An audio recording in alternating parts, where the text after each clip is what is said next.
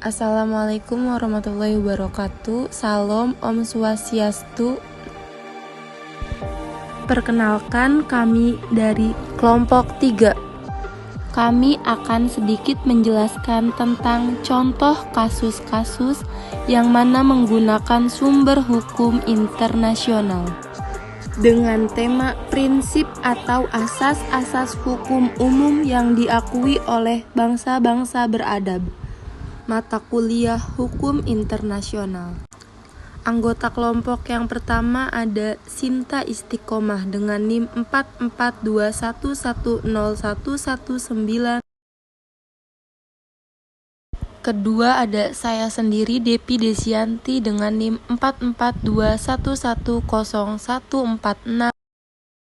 Selanjutnya ada Cherly Maulana Fernando dengan NIM 4421110112. Yang terakhir ada Rijal Maulana Rizky dengan NIM 4421110112.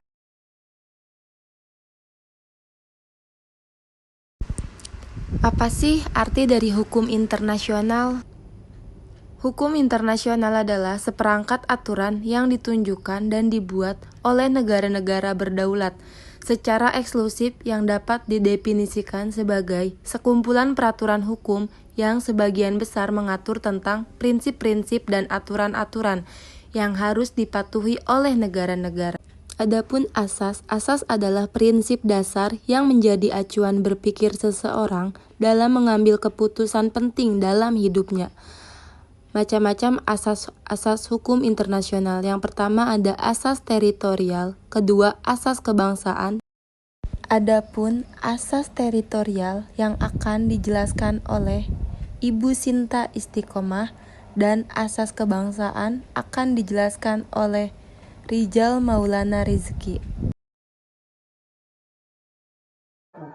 Asas teritorial artinya ketentuan KUHP berlaku untuk semua peristiwa pidana yang terjadi di wilayah Negara Kesatuan Republik Indonesia, termasuk kapal berbendera Indonesia, pesawat udara Indonesia, dan kedutaan dan konsulat Indonesia di luar negeri. Pasal 2 KUHP, jika kita mempertimbangkan penjelasan di atas dengan menggabungkan makna dari kedua kalimat tersebut, secara sederhana kita dapat menganggap bahwa asas teritorial adalah dasar hukum yang didasarkan pada kedaulatan atau kekuasaan suatu negara atas wilayahnya.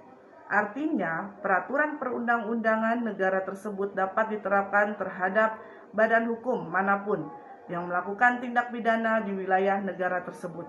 Asas teritorial berarti bahwa negara menegakkan hukum untuk semua orang dan semua barang di wilayahnya. Namun, jika objek tersebut berada di luar wilayah nasional, berlaku hukum asing.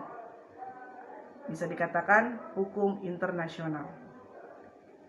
Asas teritorial, asas ini didasarkan pada kekerasan negara atas daerahnya.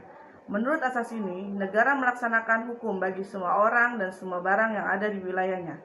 Contohnya, apabila ada warga negara asing melakukan kejahatan di Indonesia, maka pemerintah Indonesia berhak menghukum penjahat tersebut berdasarkan sistem yang ada. Hal ini juga berarti negara lain tidak boleh mencampuri dan melanggar batas suatu wilayahnya. Ya, baik, saya akan membacakan tentang asas kebangsaan. Asas kebangsaan, asas ini didasarkan pada kekuasaan negara untuk warga negaranya. Menurut asas ini, setiap warga negara mendapat perlakuan hukum dari negaranya dimanapun ia berada. Asas kebangsaan memiliki kekuatan ekstrateritorial. Kebangsaan memiliki kekuatan ekstrateritorial, yaitu hukum dari negara tersebut tetap berlaku juga bagi warga negaranya walaupun berada di negara asing. Contohnya, apabila ada orang kebangsaan Indonesia yang pergi ke Amerika, kemudian orang itu melakukan hal yang sah secara hukum di Amerika, tapi melanggar hukum di Indonesia, sehingga ia akan diproses sesuai hukum yang berlaku di Indonesia. Selain itu, asas kebangsaan juga memungkinkan warga negara Indonesia di luar negeri bisa mengikuti pemilu dengan menyesuaikan hukum yang berlaku di negara tempat ia berada. Sekian, terima kasih. Dan yang terakhir ada contoh asas-asas yang dipakai dalam hukum internasional yang akan dijelaskan oleh Cherly Maulana Fernanda. Contoh asas yang dipakai dalam hukum internasional diantaranya selama ini adalah asas yang pertama, asas umum. Asas umum ini pelanggaran suatu perjanjian yang mewajibkan kerugian yang timbul. Yang kedua, asas pasca sunt servanda adalah asas yang mengharuskan suatu perjanjian harus ditepati. Yang ketiga, asas ius sopen, asas yang menyertakan perjanjian yang batal jika prosedur pembatalannya pertentangan hukum internasional, misalnya suatu perjanjian untuk membuat senjata nuklir yang bertujuan untuk memusnahkan suatu negara.